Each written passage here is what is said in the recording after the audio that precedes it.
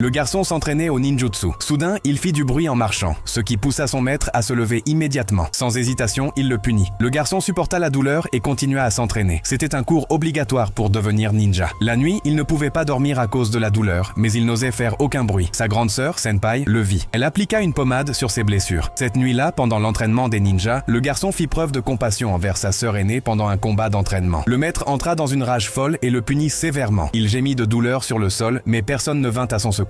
Le lendemain matin, lorsque le maître ouvrit la porte, le garçon s'était déjà rétabli. Le maître fut satisfait. Ce jour-là, il demanda au garçon de se battre les yeux bandés. Le garçon ne pouvait pas se fier à sa vue. Il devait combattre en se guidant par l'ouïe. Grâce à son talent exceptionnel, il vainquit rapidement sa sœur aînée. Le garçon appréciait vraiment sa grande sœur. Il alla même jusqu'à l'embrasser. Un jour, la fille gagna un duel. Selon les règles, elle devait poignarder le perdant. Mais elle avait bon cœur et ne put s'y résoudre. Elle laissa tomber le couteau. Le maître se mit en colère et la punit. Pour la première fois, le garçon haït son maître, car dans son cœur, sa sœur était la personne la plus proche de lui. La fille fut enfermée dans une cage. La nuit, le garçon lui donna de l'eau en secret avec une brochette de bambou. Il essaya aussi de la convaincre, mais la fille ne céda pas. Une nuit pluvieuse, elle s'échappa. Sous le regard attentif du garçon, elle escalada lentement le mur et s'enfuit. Mais malheureusement, elle fut de nouveau capturée. Pour punir la fugitive, le maître ordonna à un homme de la transpercer. Cela mit le garçon dans une colère noire. 10 ans passèrent. Il devint un ninja d'élite, maîtrisant une grande variété de techniques et expert en toutes sortes d'armes. L'homme posait ses mains sur des clous d'acier, faisait même des pompes dessus.